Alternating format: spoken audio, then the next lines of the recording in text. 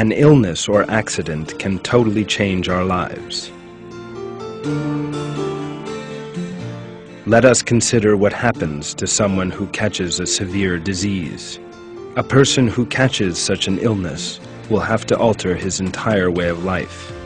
Someone who was full of energy and worked both day and night until that point may now have to spend most of his time at home, in a shuttered and antiseptic environment, or in total peace and quiet. He may not be able to eat what he wants anymore. In contrast to healthy people, this individual may suffer pains, nausea, and fatigue. He may suffer a loss of strength and energy. Yet, contrary to what some people imagine, this is not a negative situation. On the contrary, it is a great mercy on the person concerned. A very different picture emerges when we consider in depth the beauties that lie hidden behind sickness. Sickness reminds a person that he is helpless and in need of God. A human body that is full of health, at the moment of sickness, falls victim to viruses or germs too small to be seen with the naked eye. A single germ can put an end to all of a person's activities and make him unable to read, speak, walk, or breathe.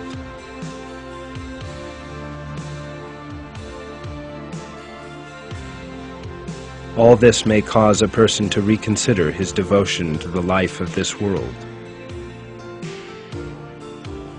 At such moments, a thinking person will better understand his helplessness and how much he stands in need of God. Thus, someone who was arrogant and proud of his possessions when he was healthy may now become aware of this truth, which he had never properly considered before.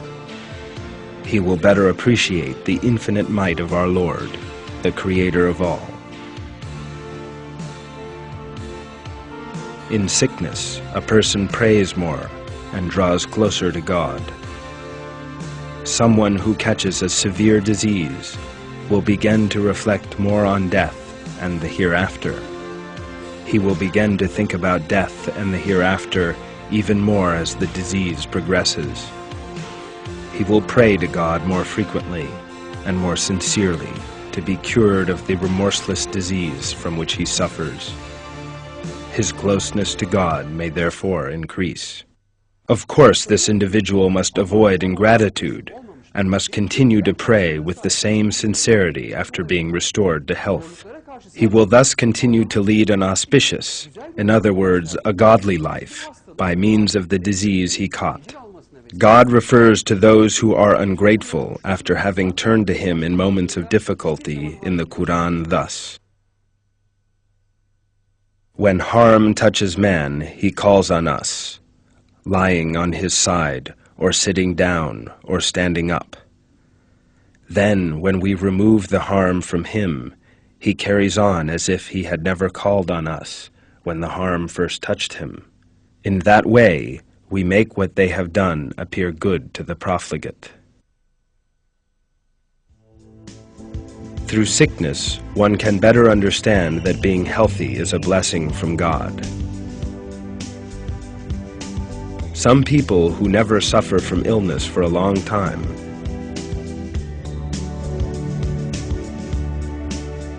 and therefore never feel any discomfort or pain become used to these circumstances.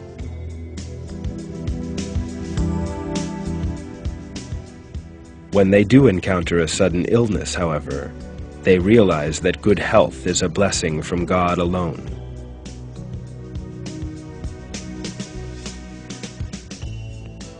That is because one better understands the value of something when it is taken away, or when one no longer has it. As the famous Islamic scholar Sayyid Nursi said, "If there was no cold, heat could not be comprehended. If there was no hunger, food would afford no pleasure.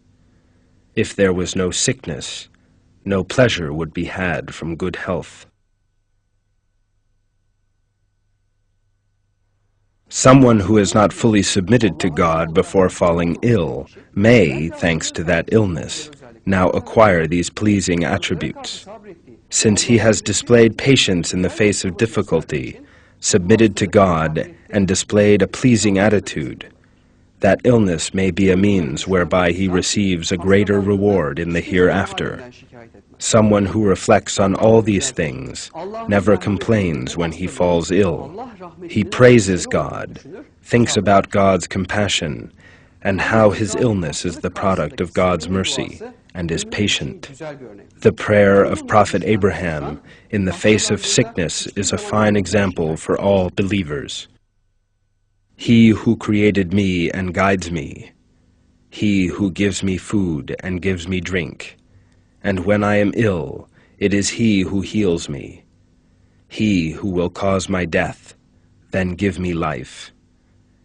He who I sincerely hope will forgive my mistakes on the day of reckoning. My Lord, give me right judgment and unite me with the righteous.